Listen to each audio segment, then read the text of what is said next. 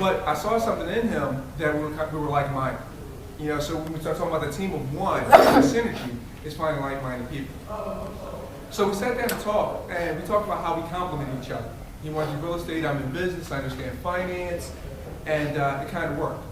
So we said, you know, it's two guys on the team, and we think with you a little bit, we need a woman somewhere. And we need to create that there. So my business partner, Calvin, said, listen, I have a friend who's an attorney. Oh, wow, free legal advice? Let's go.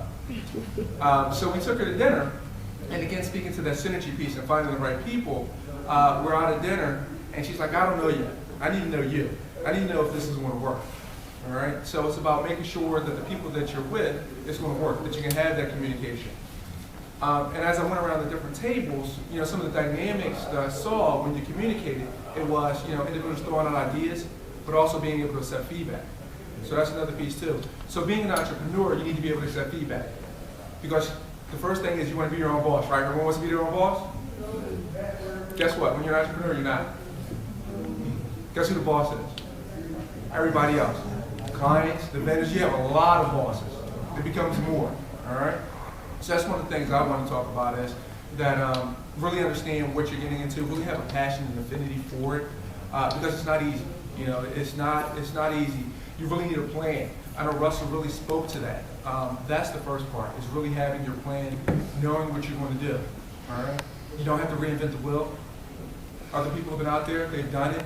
Learn from their mistakes, all right? I mean, that's history. I know Russell spoke to that earlier on about, you know, knowing your history, knowing what happened before you, do your research.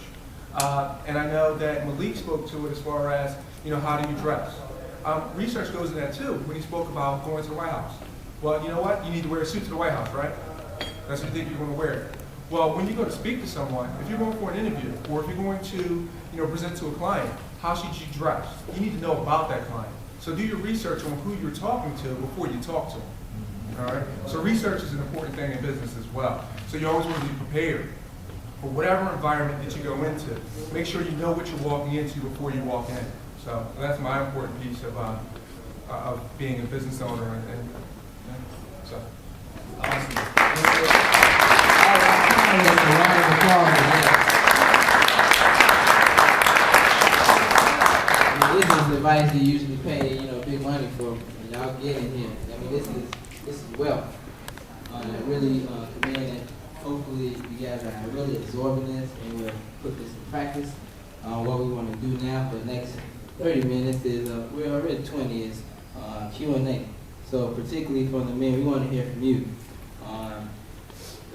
After Chris can pass around the mic, have any questions for the panelists, we want to get those questions addressed. So if you have a question for a particular panelist or the general panel, just feel free to ask questions. As far as education and reading material and stuff like that, what would be some of the things you would say that people need to get like hip to or like need to know? Well, this was. I'm glad you asked that question. One of the first things I did, like I had an MBA. MBA teaches you how to manage a business that's already existing. It does not teach you how to create a business. So I had started the business without the foundation of knowledge. I went to different schools and classes, but they didn't give me what I was looking for. And I read this book called The E-Myth Revisited by Michael Gerber. Great book. Told me that really I had to become a better person. It wasn't the business. It was my attitude and how I viewed myself. Because how you view yourself is how you're going to view your business. And that's why I started on the path of personal development. And that was powerful, because they have all these books that talk about how you do your accounts, how you do your finance. They don't talk about how you develop a better you. I want to piggyback that with, when we start talking about the educational component of it, I say seek out someone that's already doing what you want to do. So one thing that we talk about, especially in our community, everyone has a role model, right? We talk about Michael Jordan all day long, right? He's a role model, all right? It's a difference between a role model and a mentor, right? All right? Right. A role model, you see on TV and you try to emulate. A mentor is someone that you work with and works with you to help you develop and become a better person. So that's a great educational piece. When you want to do something, look for someone that's already doing it. And the other part of mentorship is that the mentor is not necessarily going to find you. You need to go out and find your mentor. All right? Good point. You need to go and look for certain qualities in the individual and then ask them, listen, I want you to be my mentor. I mean, I did. I have 2 mentors right now because they do what I want to do. Where I want to be, that's where they are. So I'm going to say seek out that. Seek out a mentor.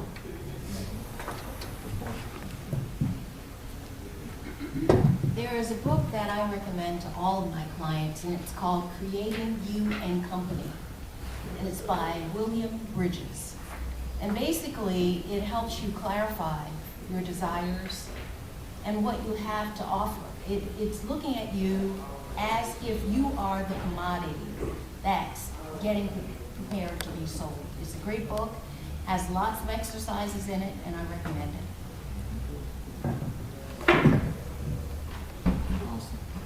Any more? Yes, next question.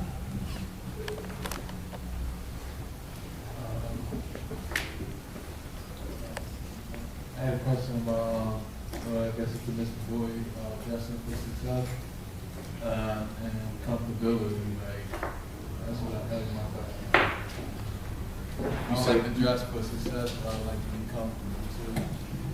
You said you would like to be comfortable? Yes, and I don't know when to wear a suit. The reality is, it's not your choice. Sure. You know, when you are in somebody's playing field, you step onto, let's try it this way. You know, the Flyers played last night.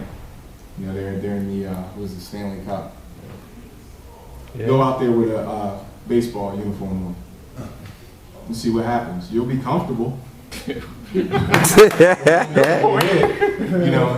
Good point. and it's really, the reality is, even when you chart your own territory, it's not your call. And that's really the downside of a lot of and I'm just going to be real, a lot of African Americans. You know, growing up, my generation included. I mean, we thought stuff was just supposed to come to us. Like, success is really easy and it's comfortable. Success is not comfortable. Entrepreneurship is not comfortable. You know, it's steady. The reality is, if you're not being stretched, you'll never grow. So the moment you stop feeling discomfort, that means you become stagnant. And that's just really what it is. You know, I encourage you to be as uncomfortable as possible. Stand out. Stand out. You never know who's looking at you. You never know who's watching you. And you don't know what your boss's his measurements of success are. Right. You know, so he may see just the fact that you decided to put on that suit and that one blazer on top of, you know, that shirt and tie that everybody else was doing might make you the manager. It just might. So the comfortability level, I just encourage everybody to kind of lose that.